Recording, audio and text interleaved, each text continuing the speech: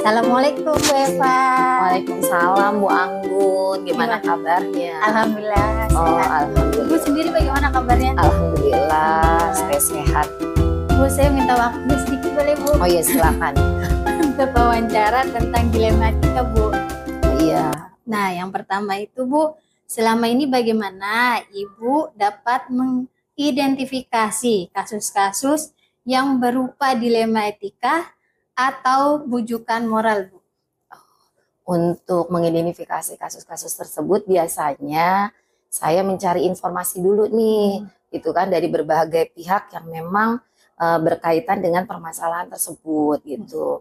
Atau misalnya ada laporan dari orang tua gitu, saya akan mencari dulu apakah benar gitu. Bagaimana kalau dia misalnya masalah dengan guru gitu kan, ya saya akan cari tahu gitu dari informasi dari guru itu sendiri seperti apa gitu. Seperti itu Bu. Lalu yang kedua, selama ini bagaimana Ibu menjalankan pengambilan keputusan di sekolah Ibu, terutama nih Bu, untuk kasus-kasus di mana ada dua kepentingan yang sama-sama benar atau sama-sama mengandung nilai kebaikan. Pertama-tama kan saya mencari informasi dulu gitu ya. Lalu kita analisis juga. Nah, kita juga minta pendapat ya dari guru senior, dari wakil kepala sekolah, atau mungkin teman sejawat yang memang kita anggap bisa memberikan masukan, solusi dari permasalahan tersebut gitu loh. Agar solusi yang kita selesaikan itu bisa efektif gitu. Oh, seperti itu ya Bu ya. Jadi ada teman sejawat ya Bu ya. Ada teman sejawat yang kita ajak untuk mencari solusi, berdiskusi. Nih Bu, terus langkah-langkah atau prosedur seperti apa yang bisa Ibu lakukan selama ini Bu? Langkah-langkahnya yang pertama cari informasi. Kedua, kita atur jadwal pertemuan tapi secepat mungkin ya gitu. Jadi setiap ada masalah itu ya secepat mungkin kita selesaikan, tidak ditunda-tunda gitu. Lalu ya kalau kita mengalami kendala untuk mengambil keputusan, biasanya saya itu melibatkan rekan-rekan sejawat. Nah, seperti itu. Ya Bu.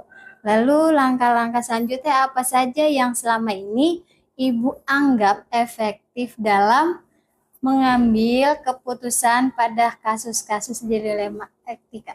Nah, ya yang saya anggap efektif apabila keputusan itu memuaskan untuk semua pihak gitu, tapi tidak hanya satu pihak. Iya, tapi semua itu ikut puas. Berarti tidak ada yang dirugikan ya Bu? Tidak ada yang dirugikan. Nah, hal-hal apa nih Bu yang hal apa saja yang selama ini merupakan tantangan dalam mengambil keputusan pada kasus-kasus dilema etika Bu? Nah, tantangannya terkadang apa yang menurut kita baik gitu kan, ternyata belum tentu itu baik untuk semua pihak. Nah, itu akan kita cari solusi kembali gitu. Itulah tantangan yang menurut kita baik, belum tentu menurut orang itu bisa nerima. Gitu. Oke. Lalu apakah Bu memiliki sebuah jadwal tertentu dalam sebuah penyelesaian kasus dilema etika? Apakah Ibu langsung menyelesaikan di tempat atau memiliki jadwal untuk menyelesaikan bentuk atau prosedur seperti apa yang Ibu jalankan?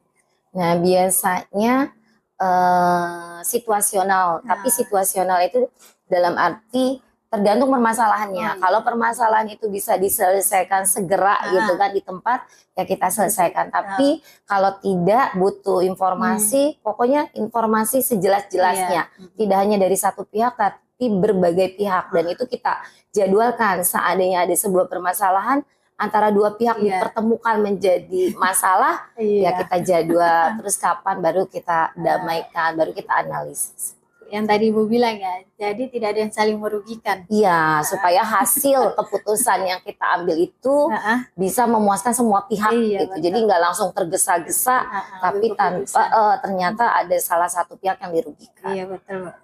Apakah seorang atau faktor selama ini mempermudah atau membantu Ibu dalam pengambilan keputusan dalam kasus-kasus dilema etika Bu? Ya banyak teman-teman, terutama teman-teman senior yang pengalamannya udah lebih banyak, karena kan kepala sekolah itu ya memang kita hanya setahun 2 tahun ya, tapi kalau guru-guru senior kan Iya. udah lama di sekolah Mm-mm. ini, jadi yang tahu lah seperti apa warga sekolah Iya, yang situasi ya, Bu. ya situasinya gitu. Jadi Hmm. ya yang mendukung itu guru-guru senior, terus lagi wakasek Pasti. gitu ya. Iya, Dan karena teman-teman lingkungan. guru atau teknik lainnya. Ya, siap, Bu. Dan yang terakhir nih, Bu, dari semua hal yang telah disampaikan, pembelajaran apa yang dapat Ibu petik dari pengalaman Ibu mengambil keputusan dilematika, Bu? Itu dalam mengambil keputusan harus dipikirkan Matang-matang baik-baik, ya. matang-matang gitu ya, tidak Berproses ya. berproses, terus tenang Betul. gitu ya, butuh masukan dari berbagai terburu-buru ya. pihak gitu, dimana mendapatkan hasil yang terbaik, Iya. semua pihak bisa menerima dengan ikhlas dan lapang Betul. dada. Tidak ada yang saling merugikan ya, Bu. Iya. Ya udah, Bu, sekian, terima kasih ya, Bu, atas waktunya. Sama-sama. Maafin udah mengambil waktu.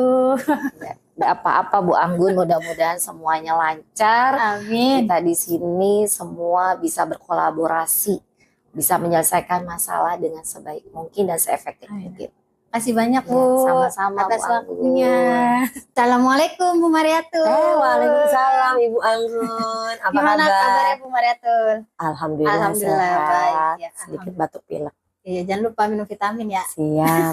Kim ya. Gimana nih? Ada apa nih? Bu, saya boleh minta waktunya sedikit? Siap. Mau wawancara nih Bu Mariatul. Siap. Tentang dilema etika, Bu. Nah, yang pertama nih Bu, selama ini Bu Mariatul bagaimana Ibu dapat mengidentifikasi kasus-kasus yang merupakan dilema etika atau bujukan moral? Dilema etika itu suatu kondisi yang agak menimbang-nimbang ya, Iya, perlu pertimbangan. Yang Ibu lakukan itu ya seperti biasa, kita kan tahu informasi, beberapa informasi, dapat informasi secara faktual gitu kan ya, kita mencari informasi. Nah dari informasi itu kita telaah atau kita lihat ya kan, mana ini yang perlu yang perlu kita sikapi, yang ini yang perlu dibelakangkan atau ya. Nah seperti itulah, kita identifikasikan dulu masalahnya, kita cari solusi bersama teman-teman. Ya seperti itu. Ya seperti itu ya Bu ya. Dengan teman-teman sejawat mungkin ya Bu. Iya.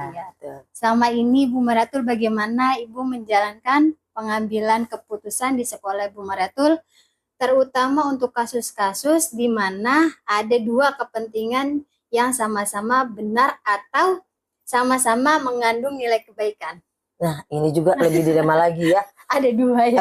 Ada dua sama-sama baik, sama-sama benar. Gimana caranya ya? Kemungkinan gini loh, ketika kita dihadapkan masalah yang sama ya kan, dan itu sama-sama berkepentingan yang baik. Iya. Ya, pertama pasti Ibu akan pertimbangkan dulu. Kalau misal pertimbangan Ibu udah agak membingungkan, Ibu akan minta pendapat. Ya, kan di sini ada wakasek, ada guru senior ya, ada teman sejawat, dan bahkan ada guru penggerak yang memang sudah mahir dalam suatu pengambil tindakan yang bagaimana. Nah jadi Ibu akan utamakan dulu nih. Pertama hati nurani dulu Ibu ikutin. Kira-kira kok ini lebih penting ini ya, lebih bagus ini dulu yang didahulukan, yang ini boleh ditunda di belakang. Lalu Ibu akan diskusikan, Bapak Ibu kira-kira nih ada masalah seperti ini, boleh nggak? Kalau saya ngambil keputusan seperti ini kira-kira cocok nggak, pas nggak? Nah itu. Jadi nggak semena-mena, oh itu menurut saya cocok, saya ambil. Jadi nggak mencari yang satu menguntungkan, yang satu merugikan, enggak? Ya enggak, tetap cuman yang lebih didahulukan yang mana gitu. Ya gitu. Ini Bu Mariatul, terus lalu langkah-langkah atau prosedur seperti apa yang Bu Mariatul yang bisa Ibu lakukan selama ini, langkah-langkahnya? Langkah-langkahnya tadi, kita ada masalah, kita identifikasikan masalahnya sejauh mana pentingnya, seviral mana atau seurgen mana. Nah kalau udah diidentifikasikan, baru nih kita kira-kira diidentifikasikan ya, oh ini bagian yang sulit, ini bagian yang tidak gitu kan. Iya, betul. Nah kalau misalnya udah terlihat jelas bagian mana itu, ya satu-satu kita pecahkan bersama. Ya selama masih bisa saya selesaikan, saya sendiri. Tapi kalau misalnya saya perlu bantuan ya seperti tadi, teman sejawat, Teman sejawat. wakasek, ya guru senior, itu pasti akan saya libatkan.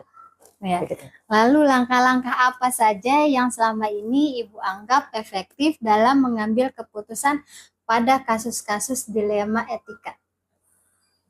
Biasanya kalau ada kasus seperti itu, Ibu panggil guru yang bersangkutan.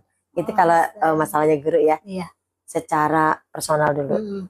Ke kantor, kalau memang itu masalah cuma satu orang ya satu orang yang Ibu panggil.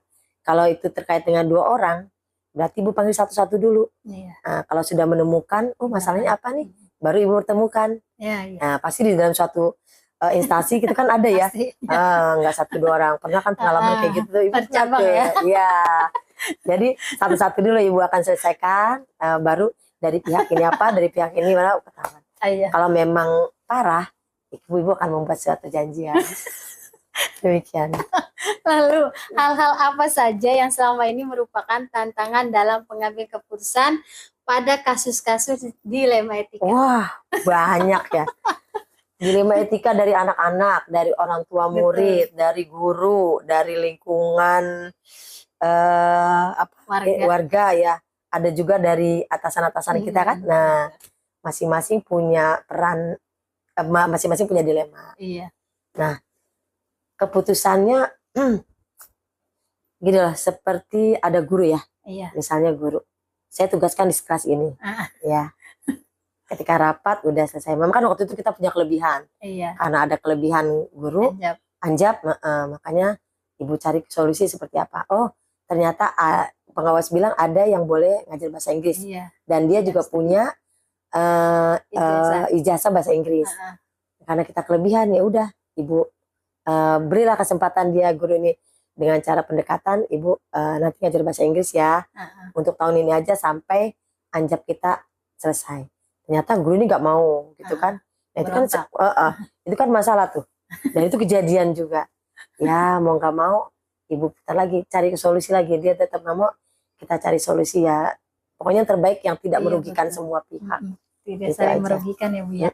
Nah, lalu apakah Ibu memiliki sebuah jadwal tertentu nih dalam sebuah penyelesaian kasus dilema etika? Apakah Ibu langsung menyelesaikan di tempat atau memiliki jadwal untuk menyelesaikan bentuk atau prosedur seperti apa yang Ibu jalani? Gimana ya?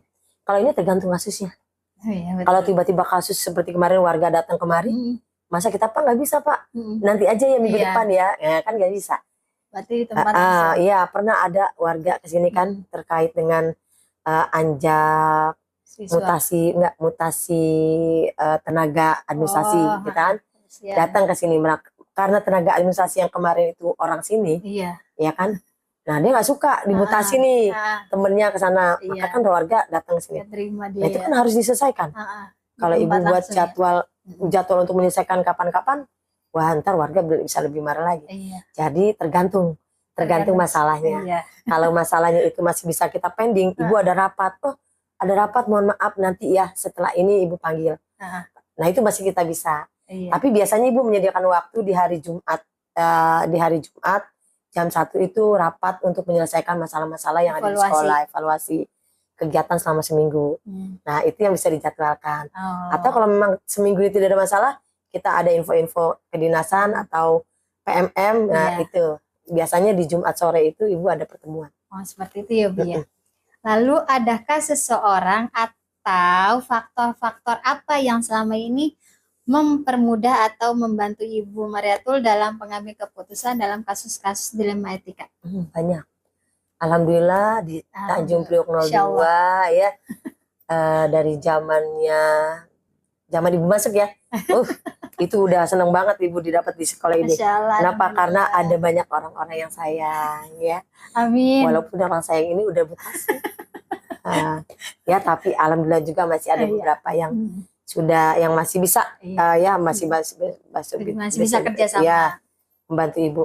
Salah satunya misalnya Wakasek ya, bendahara barang, walaupun bendahara keuangan juga ya, apalagi operator yang sekarang juga udah mutasi ya alhamdulillah masih saat ini masih bisa bantu ya. Nah itulah banyak orang-orang yang bantu, jadi tidak hanya sendiri ya, walaupun di keluarga juga sebetulnya ada bantu, cuman ibu berusaha untuk tidak membawa kasus di rumah. Jadi yang cukup bantu di sekolah, kalau misalnya selama ini bisa di sekolah dibantu ya udah alhamdulillah. Enggak lupa pesan pengawas juga. Biasanya ibu konsultasi kalau misalnya masalahnya terlalu besar, melebar, nah, ibu konsultasi ke pengawas. Dan lalu nih Bu, dari semua hal yang telah disampaikan, pembelajaran apa yang dapat Ibu petik dari pengalaman Ibu mengambil keputusan dilema etika? Pengalaman, sepertinya kepala sekolah nggak boleh salah. Harus adil ya. Sekalinya kepala sekolah salah, guru langsung. Iya betul. Iya, langsung membuat status lah, atau langsung media ya, atau langsung nggak terima, bilang ibu nggak adil. Padahal selama ini udah berusaha adil, udah berusaha, tapi ketika satu salah keputusan, itu jelek guru semua jadi. Udah melupakan apa yang kebaikan yang udah kita perbuat. Ya, jadi pertama itu kayaknya kepala sekolah nggak boleh salah dalam mengambil keputusan, walaupun pada realitanya pasti loh sebagai manusia salah, ya kan pasti ada salah ya. Iya. Tapi ya berdasarkan pengalaman ibu tuh begitu. Ketika ibu ada salah ngambil keputusan dan tidak diterima oleh guru, nah guru langsung lah mencari ya. Iya. Mencari apa deh gitu ya gitu. Tapi intinya pengalaman-pengalaman ini memberikan pelajaran berharga ya, apalagi kan ibu masuk ketiga ya, tahun ketiga. Iya, Masya Allah. Jadi ya, semakin banyak pelajaran, semakin banyak kepentingan yang ibu bisa rasakan, dan ibu harus mengambil keputusan dengan baik. Itu saja. Terima kasih Bu Mariatul atas waktunya. Mohon maaf. Salam buat keluarga, semoga sehat semua. Amin, amin. Sukses buat Bang Gun ya. Amin. Ya mudah-mudahan